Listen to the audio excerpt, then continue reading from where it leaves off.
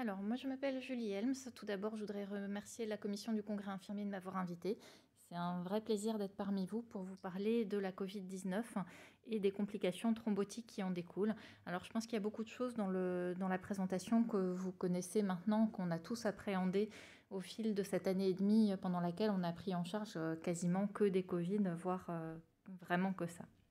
Donc, je n'ai pas de lien d'intérêt à déclarer. Alors, comme vous l'a rappelé Julien, la Covid est caractérisée en fait par une atteinte qui est globalement qu'on peut qualifier de systémique. Et si la présentation initiale est majoritairement celle d'un syndrome pseudo-grippal avec de la fièvre, des myalgies, une asthénie très intense, elle peut évoluer pour les formes graves qu'on connaît vers une insuffisance respiratoire aiguë hypoxémiante et puis pour certains cas, peut-être un peu moins fréquents, vers une atteinte d'autres organes, notamment les reins, neurologiques ou digestives. Moi, ce qui va m'intéresser dans le topo et ce sur quoi je vais insister, c'est ce que je vous ai mis sur le schéma sur la droite de la diapositive, à savoir qu'en fait, une grande partie de l'atteinte liée au SARS-CoV-2 est liée à une intense inflammation, à une activation dérégulée, excessive du système immunitaire, qui va être à l'origine d'une maladie endothéliale. L'endothélium, c'est le revêtement des vaisseaux, c'est le revêtement interne des vaisseaux. Donc c'est en fait l'organe le plus important du corps humain en termes de surface. Donc cette maladie endothéliale va être responsable notamment de ce qu'on appelle une coagulopathie. Une coagulopathie, c'est quoi? Eh bien, ce sont des troubles de la coagulation qui vont aboutir, dans le cas précis, à des thromboses qui vont être beaucoup plus importantes que chez d'autres patients. Donc vous l'avez constaté comme moi au fil des derniers mois, les patients qui sont atteints de Covid ont une présentation quand même qui est assez particulière. Ce sont des patients qui sont adressés pour insuffisance respiratoire aiguë hypoxémiante, qui arrivent avec des niveaux d'oxygénorequérance qui sont importantes. Et puis, comme le rappelait Sabine Valera dans son topo, ils sont déconcertants parce qu'en fait, ils ont une excellente tolérance de cette hypoxémie. Ils peuvent se retrouver en optiflow à 100% de FiO2 à nous parler et à parler au téléphone la moitié de la journée avec leur famille. L'autre particularité de ces patients qui nous est apparue quand même assez rapidement, eh bien, ces patients vont présenter beaucoup plus de complications thrombotiques ou emboliques que les autres patients de réanimation.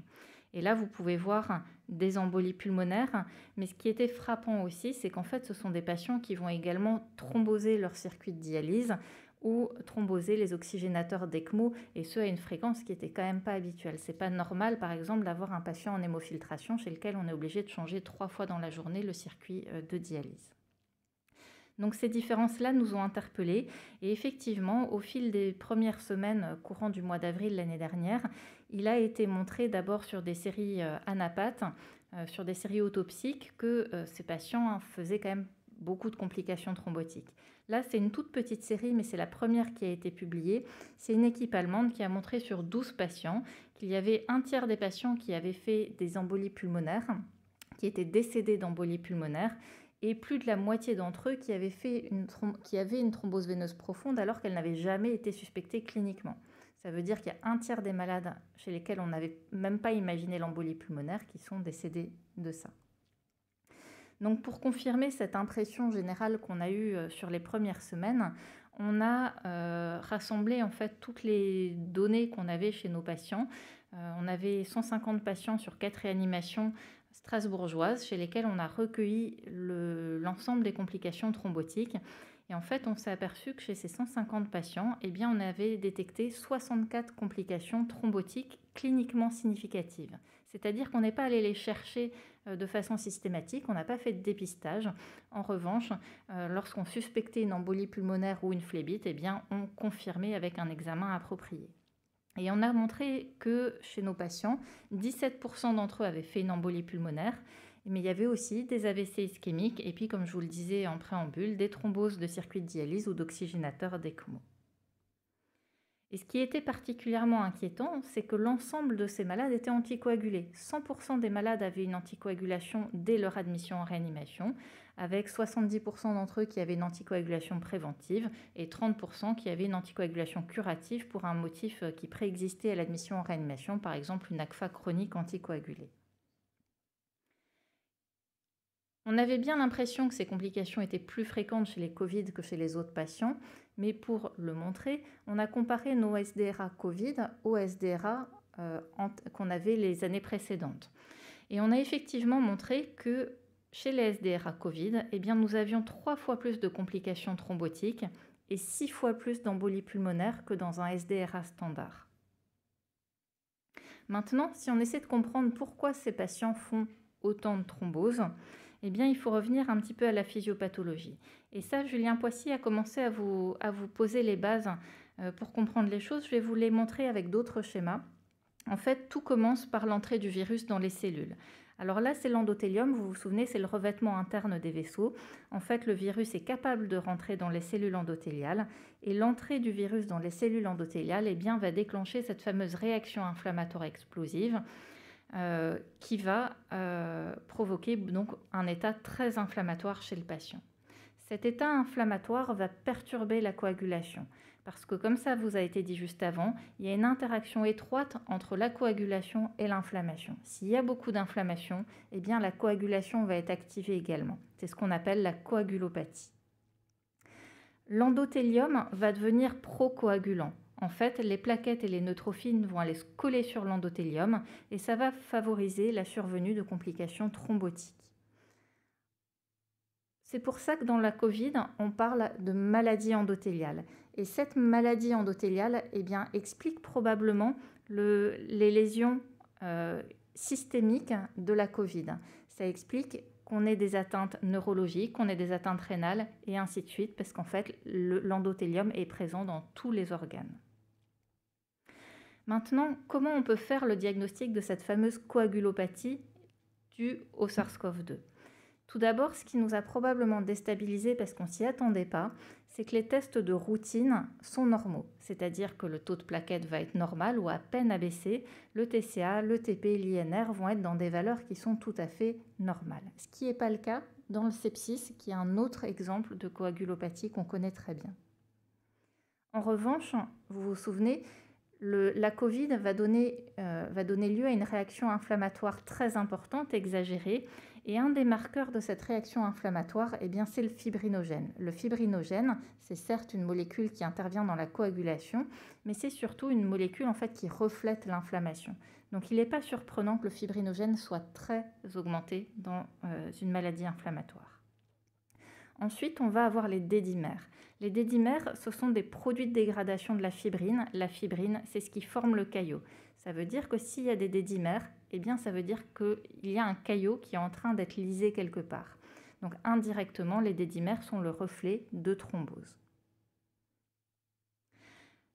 L'intérêt, à partir de tout ça, ce serait d'arriver à établir des facteurs de risque de thrombose chez les patients Covid.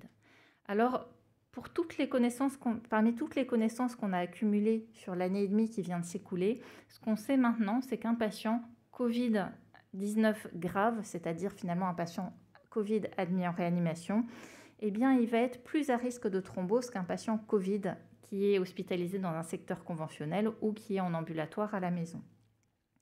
Un patient Covid en réanimation va également être beaucoup plus à risque de thrombose qu'un autre patient de réanimation, y compris qu'un autre patient en SDRA. De la même façon, on a un risque qui va être beaucoup plus important chez les patients qui sont intubés par rapport à ceux qui seront en ventilation spontanée sous Optiflow ou sous VNI par exemple. Enfin, la biologie peut nous être utile également pour détecter les malades qui vont être particulièrement à risque de thrombose. Et parmi les marqueurs les plus intéressants qu'on peut faire en routine, on trouve probablement le fibrinogène, les dédimères, et puis pourquoi pas la recherche d'un anticoagulant circulant. Au final, les principaux facteurs de risque de thrombose qu'on a identifiés à l'heure actuelle sont les patients graves en réanimation, a fortiori s'ils sont intubés, des patients qui vont avoir une réaction inflammatoire très importante, comme va le traduire notamment le fibrinogène élevé, généralement bien supérieur à 5 grammes par litre. Le patient qui va avoir une cinétique des dédimères à la hausse, c'est-à-dire un patient dont les dédimères vont augmenter au cours de l'hospitalisation, va être hautement suspect parce que ça veut dire qu'il y a un phénomène thrombotique quelque part qu'on ne contrôle pas. Et puis enfin, un petit argument supplémentaire, c'est la présence d'anticoagulants circulants de type Lupik qui sont positifs. Ces patients-là, il faut y faire particulièrement attention. Quelles sont les implications cliniques de tout ça? Eh bien, c'est qu'il va falloir arriver à adapter notre niveau d'anticoagulation à l'état inflammatoire du patient. Et là, ça devient plus compliqué puisque vous savez comme moi qu'un patient en réanimation va faire plus de complications hémorragiques quand il est anticoagulé qu'un patient chez qui il n'y a pas de cathéter, chez qui il n'y a pas de drain thoracique par exemple, et ainsi de suite. On a une spécialité qui est invasive, donc à risque hémorragique. Et donc, habituellement, on fait une anticoagulation préventive.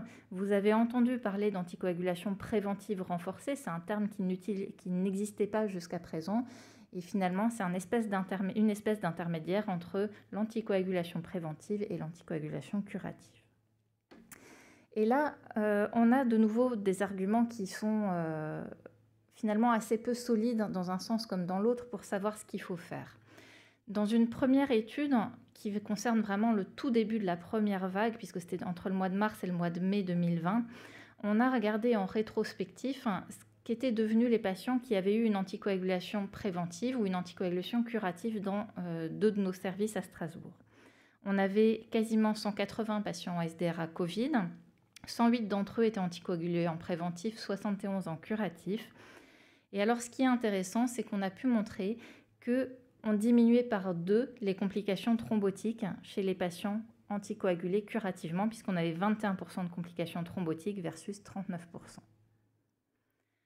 Quand on regardait le détail des complications thrombotiques, eh bien on s'apercevait également qu'on diminuait les embolies pulmonaires, les thromboses veineuses profondes et les AVC ischémiques. On n'avait pas plus de complications hémorragiques et on n'avait aucun effet sur la mortalité. La conclusion de cette petite étude, donc, qui est rétrospective et qui a donc ses limites, était que l'anticoagulation curative pouvait diminuer les complications thrombotiques et ischémiques des Covid graves en réanimation. Attention, je vous le redis, il s'agit de la première vague et on va y revenir. Une étude beaucoup plus importante cette fois-ci, puisque c'était 852 patients, également première vague mais jusqu'au mois de mai cette fois-ci, a montré que l'anticoagulation préventive renforcée, c'est en rose, améliore la survie des patients.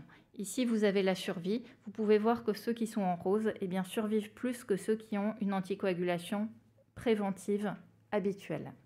Donc l'anticoagulation curative et l'anticoagulation préventive renforcée pourraient avoir un intérêt, mais attention, il s'agit de données de la première vague. Pourquoi j'insiste là-dessus? Eh bien parce qu'en fait, la Covid est une maladie inflammatoire. Si on traite ces patients avec un anti-inflammatoire, en l'occurrence les corticoïdes, qu'est-ce qui va se passer? Eh bien, vous allez réduire l'inflammation. Si vous réduisez l'inflammation, l'endothélium va devenir moins procoagulant et donc vous allez avoir moins d'altération de la coagulation, moins de coagulopathie, moins de thrombose et donc moins d'atteinte systémique liée à l'atteinte endothéliale. Donc si je devais rajouter un facteur de risque prenant en compte les thérapeutiques qui ont évolué, eh bien je vous dirais qu'un patient qui n'a pas de corticoïdes est plus à risque qu'un patient qui a des corticoïdes pour les thromboses. Et là, ça m'amène à introduire une notion qui est importante, c'est qu'entre la première et la deuxième, troisième vague, eh bien, les traitements ont beaucoup évolué.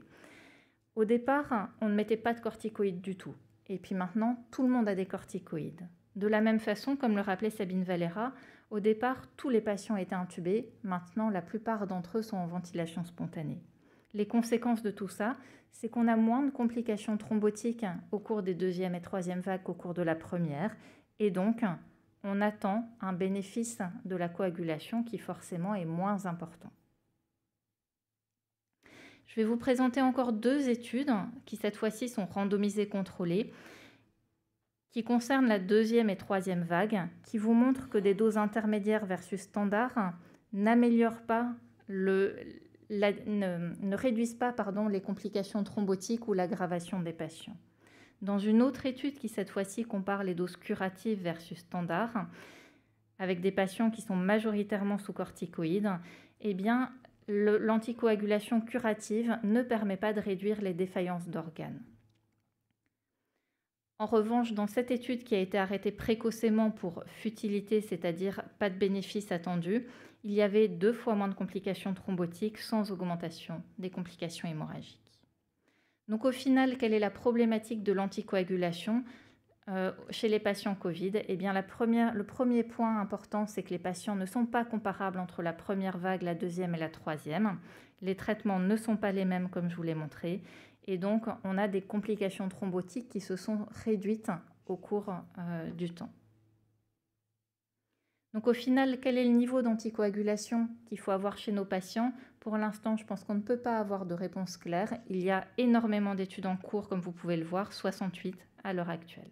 Donc il faut attendre les résultats de ces études-là en ayant un regard critique sur les éléments que je viens de vous montrer. En conclusion, les patients Covid sont à haut risque de thrombose, a fortiori s'ils sont hospitalisés en réanimation. Les tests de routine d'hémostase sont insuffisants pour appréhender la coagulopathie Covid. Et par contre, la discussion va être de savoir si les patients atteints de Covid grave peuvent bénéficier ou non d'une anticoagulation au minimum préventive renforcée, voire curative. Là, je pense qu'on n'a pas la réponse à l'heure actuelle. Je vous remercie pour votre attention.